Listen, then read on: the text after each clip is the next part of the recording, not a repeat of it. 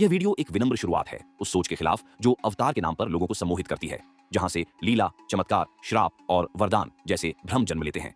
ये किसी श्रद्धा का अपमान नहीं, बल्कि अंधभक्ति के पर्दे को हटाने की पहली कोशिश है। जब किसी माँ की गोद सूनी हो जाती है, जब किसी का बाप अपनी बेटी की इज्जत के लिए खामोश खड़ा रह जाता है, जब सरेआम लड़कियों को खींचा जाता है, सिर्फ हम कैमरा निकाल के रह जाते हैं, जब पुलवामा और पहलगाम में हमारे जवान और आम जनमानस शहीद होते हैं तो सिर्फ हम मोमबत्तियां दिखाते रह जाते हैं, जब मंदिर से ज्यादा तेज आवाज दंगे और धमाकों में होती है, जब बच्चियों के स्कूल को बम से उड़ा दिया जाता है, तब इंसान का दिल चीख कर पूछता है, भगवान कहाँ है? क्या अब कोई नहीं आएगा हमें बचाने के लिए? कोई तो आए, कोई अवतार तो आए जो अधर्म का नाश करे। महाराज जी, कल के अवतार में आप ही आएंगे ना?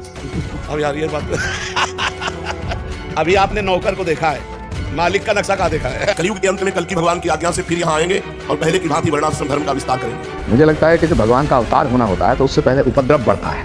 25वां अवतार कलयुग में कल्कि भगवान के रूप में बिल्कुल कल की अवतार होगा, इलाहाबाद में होगा, संबलपुर गांव में होगा। इसीलिए जिनको लगता है कलयुग पीक पर है, तो नहीं, कलयुग बहुत छोटा है, डॉट के कहा जाता है कि 22वां अवतार जो कलयुग में होगा। आपको जहाँ जिस चीज की जरूरत लगे अवतार भी इसी प्रकार से बनाएंगे। तब कलयुग के अंत में जब चारों तरफ केवल अधर्म ही अधर्म होगा, भगवान का कल्कि के रूप में अवतार होगा। हम बचपन से सुनते आए हैं, जब धरती पर पाप बढ़ता है, जब अधर्म का नाश होता है, तब भगवान स्वयं अवतार लेके आते हैं।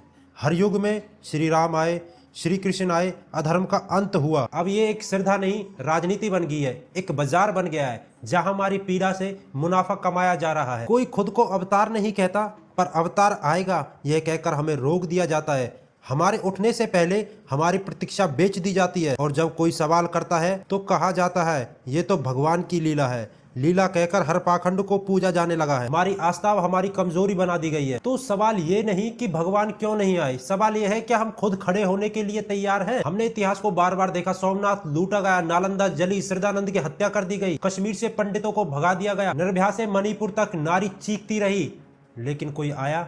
हमें खुद जागना होगा। हमें हर बार रोक दिया गया धर्म के नाम पर, अहिंसा के नाम पर, और हम सोचते रहे कि अगला अवतार आएगा। हमने इंतजार किया, देश लुटता रहा, हमने मूर्तियों को सजाया और लाशें घर पे आती रही। अब सवाल भावनाओं पर नहीं, सवाल हम पर है। क्या हम अब भी बैठे रहेंगे या हम बैठे होने के लिए तैयार है? श्री राम जब आए तो जंगल गए, सत्यात्यागी, वनवास झेला, एक वचन के लिए अपना पूरा जीवन समर्पित कर दिया। श्री कृष्ण ने युद्ध को नहीं रोका, अर्जुन से कहा कर्म करो, युद्ध करो, धर्म की रक्षा करो। क्या वो चमत्कार करने आए थे या हमें सिखाने आए थे कि जो हमने किया वो तुम भी कर सकते हो? लेकिन आज बड़े बड़े मंचों पर, भारी भारी पंडालों में आस्था बिक रही है। डोनेशन बॉक्स भरते हैं, लाइव स्ट्रीम चलती है, लोग आंख बंद करके विश्वास में डूब जाते हैं, सवाल करना सब भूल जाते। यह एक व्यापार है जो तुम्हारी पीड़ा से कमाई कर रहा है। तुम्हारे आंसू, तुम्हारी उम्मीद, तुम्हारी प्रतीक्षा, यह सब व्यापार के आधार है। अगर अधर्म बढ़ रहा है तो श्री कृष्ण की प्रतीक्षा मत करो, स्वयं श्री कृष्ण के मार्ग पर चलो, क्योंकि श्री राम और श्री कृष्ण चमत्कार नहीं,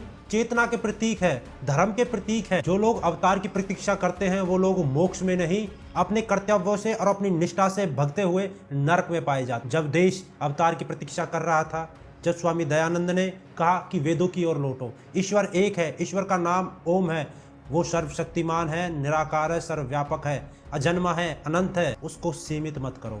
वो कण कण में व्याप्त है, उसको ऐसा नहीं है कि यहाँ पे आने की कोई आवश्यकता है, वो पहले से ही मौजूद है। आएगा वो जो मौजूद नहीं है। अवतारों की प्रतीक्षा बंद करो।